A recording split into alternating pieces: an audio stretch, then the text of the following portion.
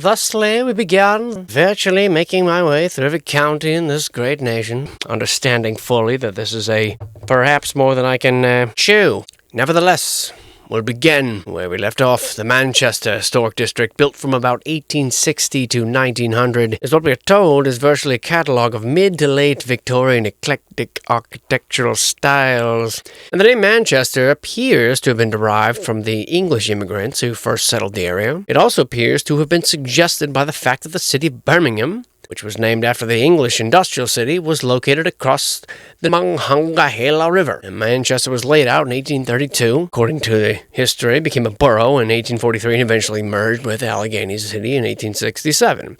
Now, during the second half of the 19th century, numerous industries and commercial concerns which developed in and around the Manchester area. And by the 70s, 1870s that is, the Manchester docks were the scene of much activity. So with the mills and the factories employing thousands, the area comprising Manchester Historic District became a primarily residential area. Throughout the district are larger Victorian mansions which served as the homes of a more wealthy group. I think it is obvious. Around the turn of the century, the area began to decline, a process which continued into the 1960s. And that's largely what we're told. That is also largely what we see. Beautiful properties that have gone by the wayside and kind of defying logic. Tired horse I'm beating, but just the artistic endeavor and the craftsmanship involved in many of these properties, seeing the decline of them, it brings to mind places like Cambodia or Africa, where you see people who are just unable to maintain the infrastructure. Albeit this is a later stage in the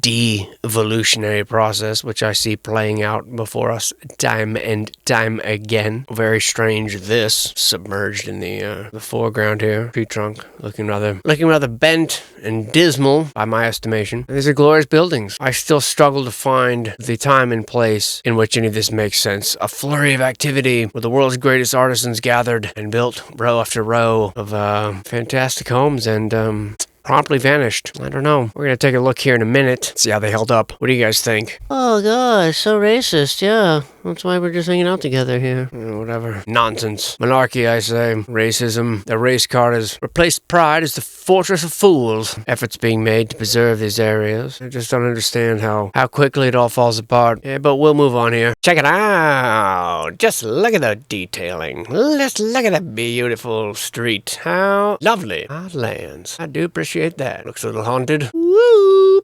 Liverpool Street in Manchester. How fitting.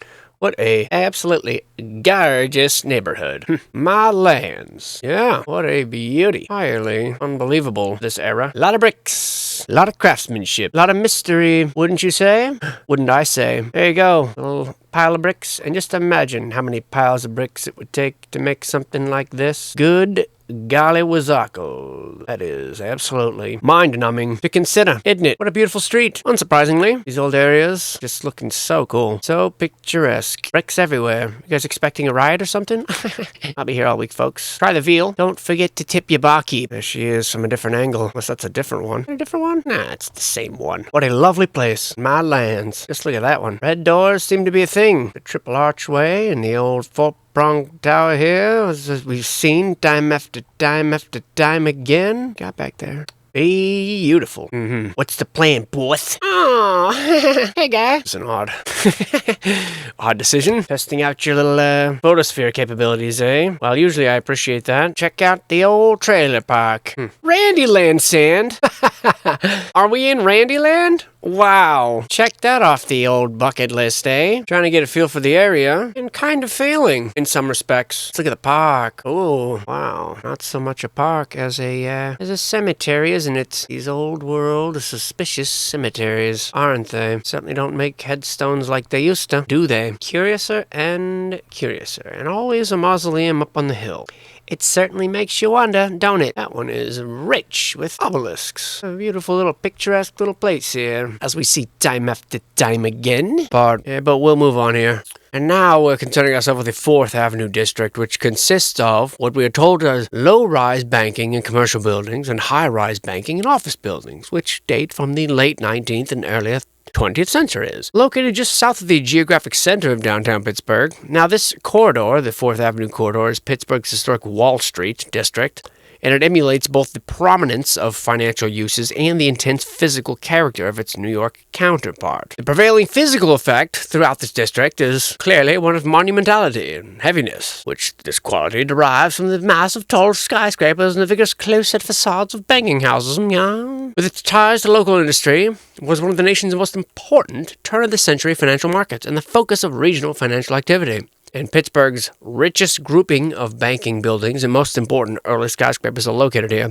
Many of them designed by, of course, prominent architects and rank among Pittsburgh's most important individual buildings. And it was here that the region's financial interests organized and gathered to build their temples and towers in praise of finance and to manage the profits of American industrialization, temples and towers being the key phrasing there. Pittsburgh was America's first oil marketplace and the hub of such oil wildcattery, such as Joseph Trees, being the wildcatters, I imagine, made their fortunes in the oil fields and invested in them here on 4th Avenue. And soon, steel surpassed oil in local importance, at least. This money, too, flowed into 4th Avenue and fueled the banks. And you have the 1900 reorganization of the Carnegie Steel and creation of U.S. Steel as the largest corporation in the country, which signaled Pittsburgh's complete emergence as a major industrial and financial center. And between the rather shady and dubious years of 1890 and 1905, at least 49 new banks were established in Pittsburgh alone to take advantage of the influx of industrial dollars. And I would argue that during these years, you find the majority of American companies being founded. During said period of financial expansion, which lasted well into the 20th century, virtually every building now within the 4th Avenue Historic District was utilized for a finance-related purpose, except for maybe the YMCA, which came a little bit later. But a few of these structures were allowed to remain, and in time some were refaced, but most of the financial newcomers wished to build anew,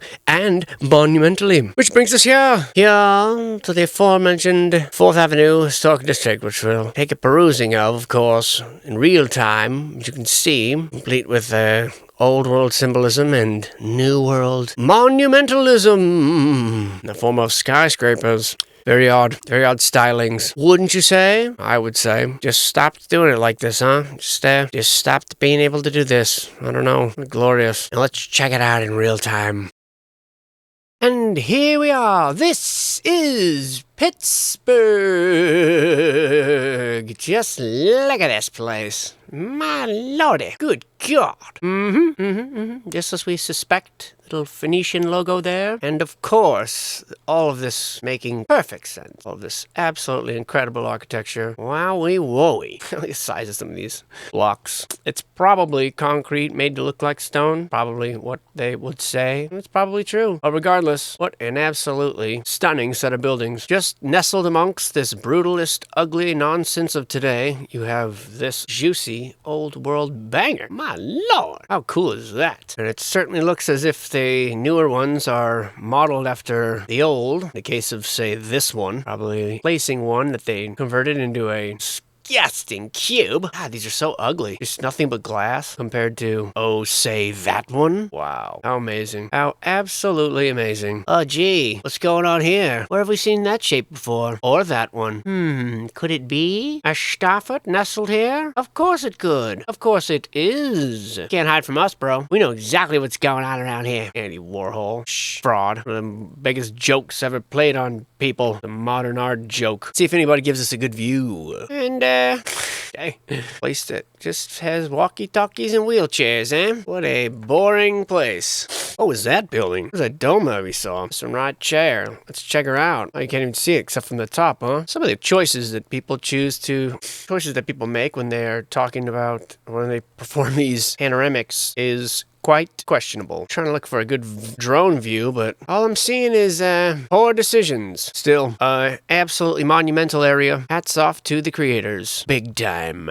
Wow. How impressive. Anyway. Now then, we have the Hamnett Historic District, which is significant, we are told, as a cohesive concentration of what you can see are residential buildings constructed predominantly in the Queen Anne and Colonial Revival styles. It's weird. It's like, when did colonialism ever go out of fashion for it need to be revived? Those details aren't important. Especially here, the densely built middle-class streetcar suburbs of Pittsburgh, especially in the decades between 1890 and 1920, which intimately relates to the history and the development of the borough of Wilkinsburg as a whole.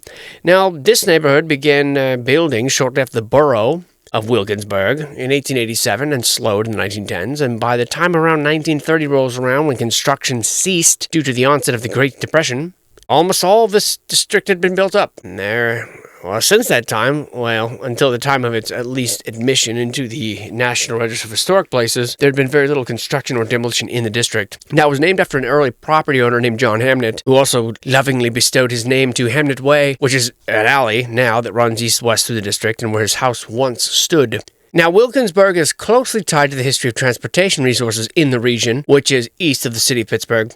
Forbes Road cut through the wilderness in 1758, we are told, by the British Army operating against the French, which became eventually a civilian highway, providing settlers and traders from eastern Pennsylvania with a land route to Fort Pitt and the at the time fledgling community of Pittsburgh that took root in its shadow. In 1769, as legend has it, when the land company of the colony of Pennsylvania, which represented the Penn family, opened up its western tracts of land for sale, Levi Andrew Levi, or Levy Andrew Levy, however you want to call it, purchased 266 acres along this Forbes Road, 7 miles from the Pittsburgh Point, which he named Africa for some reason. And he eventually conveyed the property to a Colonel Dunning McNair the following year. And by 1812, McNair, who by this time had been elected to the state legislature, changed the name to Wilkinsburg to honor his friend, General John Wilkins Jr. Wow, golly. Wilkinsburg was not a financial success for McNair, who was only able to sell 33 building lots. Unfortunately stopped at that number, and the mortgage holder foreclosed on his remaining 856 acres in 1824. And so then the property was conveyed to some guy named James Kelly, which his land holdings grew to 1,000 acres, and he refused to sell his property and remained the principal landowner for 55 years.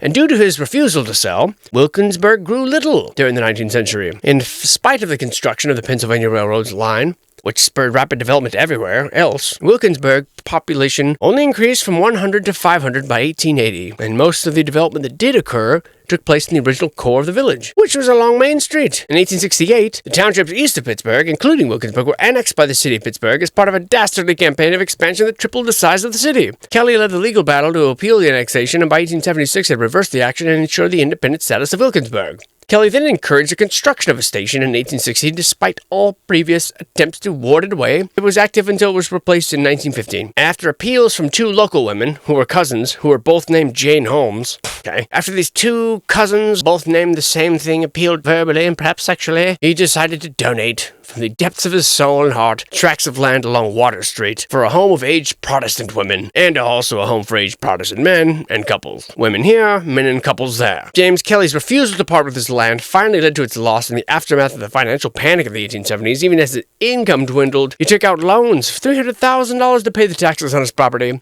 But finally, in 1879, the government overwhelmed him. His creditors, including the Pittsburgh National Bank, foreclosed on the loans, took control of his holdings. His property was subdivided, and they made a large number of lots available, and they began to build rapidly.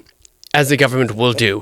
They will take your stuff, it's just a matter of time. That's the lesson to be learned here, folks. Now, of course, to appease those whose growth was suddenly thrust upon them, they were given services and amenities, such as the electric streetcar lines. And, although fares were too costly for working class and middle class people, finally, 2 years later, the Citizens Traction Company built a line, and there was a third line extended by 1893. Thus, within a 5-year period, Wilkinsburg was finally integrated into the network of electric streetcar lines that dramatically changed the living, working, and commuting patterns of the Pittsburgh region and had many people forced into their neighborhood that they perhaps didn't want. And suddenly, it's the center of the iron, steel, glass, and oil industries, doubling its population in 20 years, new industrial plants and influx of workers putting pressure on the older residential neighborhoods, industrial consolidation and expansion creating a class of white-collar administrators, and Wilkinsburg developed as a bedroom community, whose residents commuted to downtown Pittsburgh and the surrounding industrial communities, despite the dangers and the delays that the Pennsylvania Railroad line imposed on Wilkinsburg, because it ran at grade and were barely mitigated by a massive grade separation, which means you have to build a high embankment for tracks and building overpasses to carry its trains above the streets. Social organizations were established and thrived, including such lovely things such as the Masons,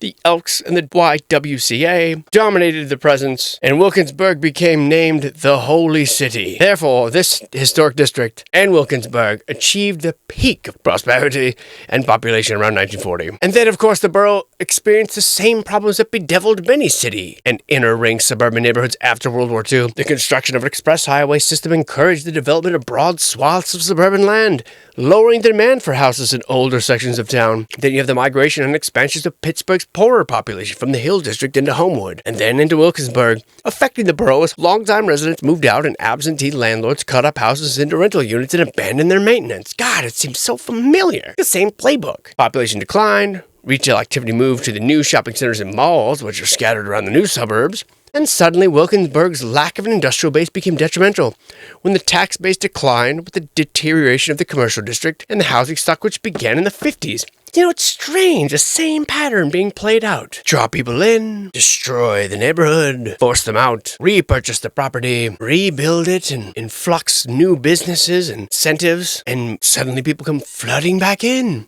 Sprinkle a little university campus in there, implant a little light rail, and suddenly the properties that you bought for pennies on the dollar are worth tens of what they were before. Man, it's almost like seen this before time and time again. Everywhere you go, every 100 years or so. And so yeah, then you're left with this. Beautiful properties like this. I don't know why it won't let me zoom in, but just look at these things. How pretty. No, sir. This history will be denied you. Golly, look at these. These are so cool. I don't know why they're in black and white. That one looks like it's been cut short. A lot of these look like they've been sort of beat down and like they're ruins in a way. Church town indeed. The holy city indeed. Everything reformed. Man, Pennsylvania. No wonder you've got such dark energy. I swears. Pennsylvania, I feel like it's like the California of the East Coast. It's just, it's got something weird. Like, has there ever been a more tampered with place in Pennsylvania outside of California? Well, maybe New York. I mean, they're all tampered with in their own way. Just the narrative is just bizarre. So let's take a look at it, what it looks like today.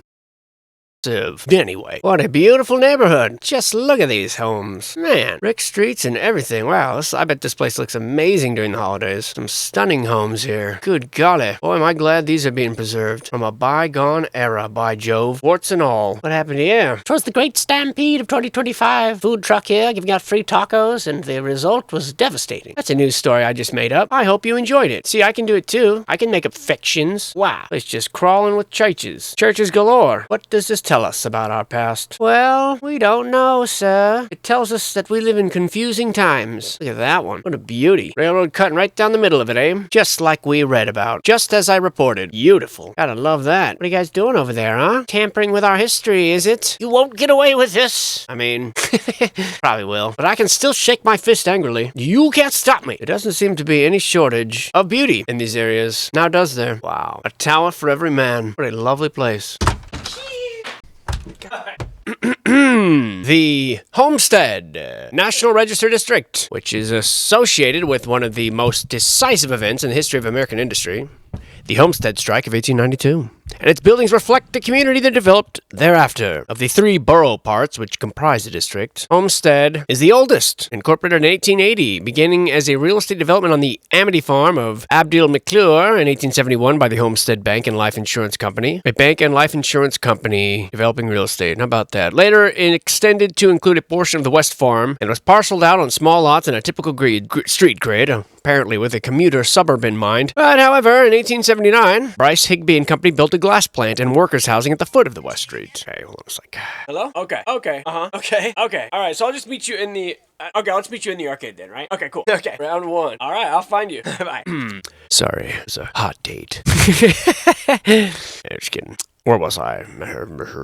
At the same time, the Pittsburgh Bessemer Steel Company and a rolling mill company bought adjacent properties not far east of Homestead on what had been the poor farm in the city of Pittsburgh and in 1901 was to become the borough of Munhall. Andrew Cloman was the director of both enterprises, and he was a bitter rival of Andrew Carnegie, whose intention was to compete with Carnegie's Edgar Thompson Works 4 miles up the river. The Pittsburgh Bessemer product was principally rail, so that the rivalry was clear and direct. It did poorly, though, and in 1883, it became simply another unit of Carnegie Phipps and Company and was absorbed into the Carnegie Steel Company, which was a new company with the chairman of the name of Henry Clay Frick. Carnegie greatly enlarged the Homestead Works, as well as Zigo, over the rest of the century, adding the more versatile open hearth process and developing specialties in structural steel and armor plate. Now, the famous Homestead Strike, aforementioned, of 1892, was actually a lockout, was a conflict over a new scale of payments for the scaled workers that were paid by the amount produced, but was actually a fight for power between the formerly powerful Amalgamated Association of Iron, Steel, and Tin Workers and Henry Clay Frick. The battle between the Pinkerton, i.e. early CIA, and the townspeople on July 6th is the most famous event in local history. 300 agents lined up, attempted a landing from the river to protect the works and the strikebreakers who were to come. They were fought for 12 hours until the Pinkertons surrendered, yet the strike ended in a Union defeat, November 20th.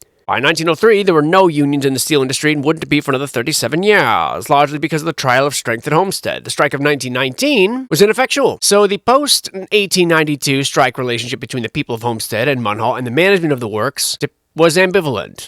Individuals associated with the Carnegie Steel Company made conspicuous gifts to the community. The Carnegie Library, which was a personal gift of the benevolent Andrew Carnegie in 1898. And this building sits at the top of a small park, designed by Longfellow, Alden, and Harlow, the architects who had completed the Carnegie Institute in Pittsburgh. In 1903, Charles M. Schwab, who was superintendent of the works after the strike, returned on a triumphal occasion attempted by 8 bands and 10,000 marchers. What an ego freak. To dedicate the C.M. Schwab Industrial School built at his expense on 9th Avenue in Homestead. And a third gift was from Henry Clay Frick himself, the improvement of a square set aside for a park, henceforth known as Frick Park. This tiny little plot of land here. These are the most visible tokens of the benevolent face of management in the years that followed the strike. And it wasn't until the 30s, like I said, that workers had bargaining power once more, but the attitude of dependence on the works, rather than the weak and little esteemed local governments, continued. The Carnegie Land Company, which was a subsidiary of the Carnegie Steel Company, if you hadn't guessed, began to subdivide the city farm area uphill from the works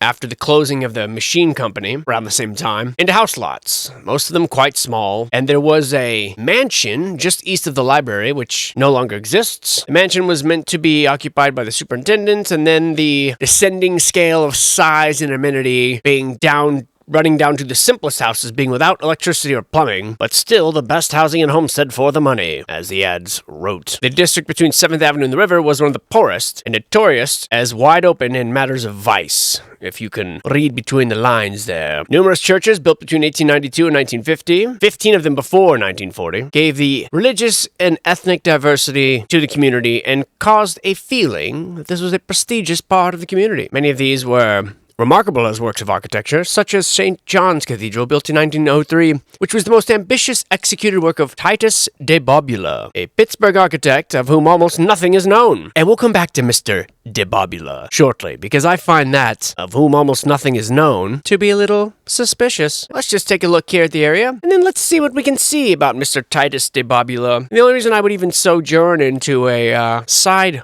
track such as this, why not? Let's just be free-spirited. We're going to find out what we can about Mr. de Bobula, just so you can see how much credibility that stories like these, in districts like this, how serious we should actually take them. And here we are, storied 7th Avenue, and sandwiched between these rather mundane-looking classic old houses are homes like this. The somewhat short on information photography aside, interesting houses, somewhat unremarkable, though some of these have the telltale signs of two-part construction here. And then they stretch into the absolutely glorious and somewhat ridiculous. I don't mean these in particular. These look rather normal. This is the hole in the wall, they call it. Not my name. And then you get this, the St. Mary Magdalene Church, which, as we saw, just we're looking through the area, that it's now renamed the Dragon's Den, which is very unfortunate. And just some of these are just otherworldly, sandwiched in between these nice little Victorian delicacies. You have ridiculous monstrosities such as this, sandwiched in between the pleasant suburban homes of the area. Man, look at that thing. That is absolutely ridiculous. Beautiful, unbelievable. You see the stripe motif here, but just entirely out of place. To more Brian. So let's take a look at Titusz de Bobula, the person, the architect of such grand cathedrals as we looked at a moment ago. We are told Titusz de Bobula, of whom hardly anything is known. And so the only reason I'm going to take this sidetrack is to show you how patently ridiculous most of these are. Most of these backstories and histories that we're told. And so you would think Titusz de Bobula, of which virtually nothing is known. Well, that to me, in my own skeptic brain, tells me, well, that's suspicious. How could you not know anything about a man who one of America's largest, most prominent and important cities, no one knows anything about him. And so, is this the case? Of course not. He has his own Wikipedia page. And let's just find out. Well, based on this drawing from a 1905 magazine, 50 years after we had photography, that's not suspicious. But okay, let's go on. This man, well, we know he was born. We were told virtually nothing was known about him, just so we keep that in mind. We're told where he was born on Christmas Eve, who his father was, and how he lived a comfortable bourgeois lifestyle, living in the extravagant Bobula Palace for at least 4 years. He went to Royal Joseph University, which here is the oldest and most prestigious University of Technology and Economics, featuring students from 50 different nations. So we know that much, at least. That doesn't seem so hidden in the shadows, now does it? Now, we're told after he added the "day" to his name because Bobula just wasn't enough, he definitely wanted to sound like more of a pasta or pizza vampire. If that's his goal, he definitely succeeded. So here he is, immigrating to the United States around 1897. First mention of him comes from a 1901 newspaper here. Now, this is just the Scriptopedia, the most basic shallow investigation you could possibly spend time on. And of course, here, he is given a large contract. Right? Age 23, he's given this business block contract, which is now demolished. And by the age of 24, he was already designing churches in western Pennsylvania. How about that? By the age of 25, he established his office in this building here, the Farmers Bank building, which we looked at earlier. How about that? What a guy. And I'm sure him living in a palace most of his life and being son of a politician and from a bourgeois family had nothing to do with it. But this doesn't really fit what we're told, does it, about someone who barely knew anything? We are told he was an early proponent of reinforced concrete and designed buildings such as this, all in his early 20s. How about that? So what else do we know about Mr. de Bobula? And I'll go through a slideshow here of all the buildings he's alleged to have built somehow when he was busy doing other things. Here's a wedding photo of him. Wow, they look so in love. What a lifelike photo, not a paste-up job at all. And this woman actually happens to be the niece of Charles Schwab's wife. Imagine that. He lived in a eclectic, now demolished mansion, which is designed by himself somehow. No one knows how he had the time to do any of this, of course. And of course, they moved to Hungary in the early 1920s and made successful investments here at the age of not even 30, which allowed him to oppose the current government. He also edited an anti-Semitic newspaper called America. And he was arrested after a coup plot, apparently meant to be synchronized with Mr. Hitler's beer hall putsch, but was uncovered, here we're told, after attempting to restore Hungary's borders and overthrow the current government in favor of one led by this fellow, and exterminating all of the Hungarian Jews. However, this plot was somewhat farcical, because the alleged envoy of Hitler who egged on the plot was an agent provocateur, who sold him out before it could be executed.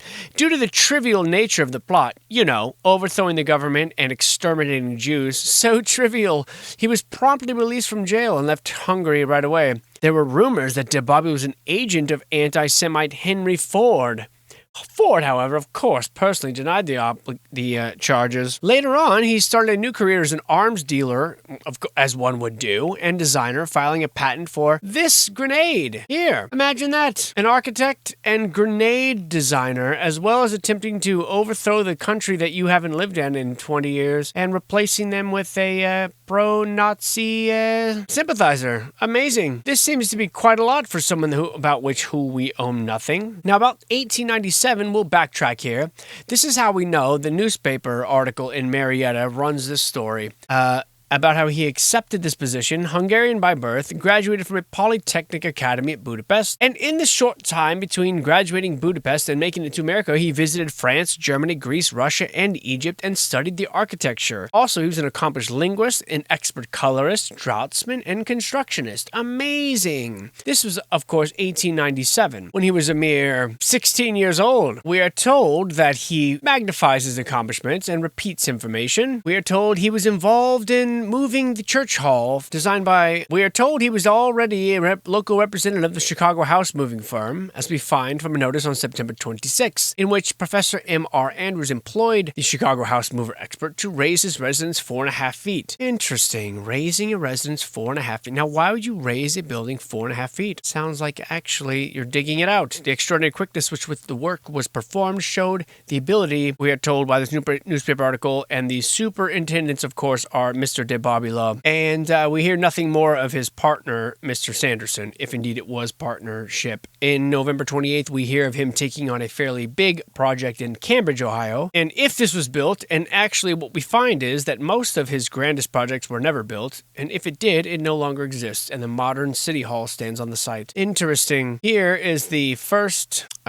building he is alleged to have constructed or designed. All of this appearing very suspicious. We don't know if the school was ever built, and we have many reasons to believe it was never built. Pittsburgh was the big city, and it was also his big break. And in 1902, a issue of the Philadelphia Real Estate Record and Builder's Guide. What you find here, if you zoom in, is this bit here about Mr. de Bobula will receive bids for the stained glass seating and hardware. In 1903, there was also a notice that appeared in the Zanesville Signal that architect de Bobula is moving his office to Pittsburgh, where he took up office in the building that I showed you just a while ago. Apparently, this was a building that he constructed while in Hazelwood, which has been there for 120 years. He seems to have been a very skillful self-promoter and was one of the earlier proponents, much like John Leonard on the West Coast, for reinforced concrete in houses and churches, as this article from Cement World, 1909, will tell you.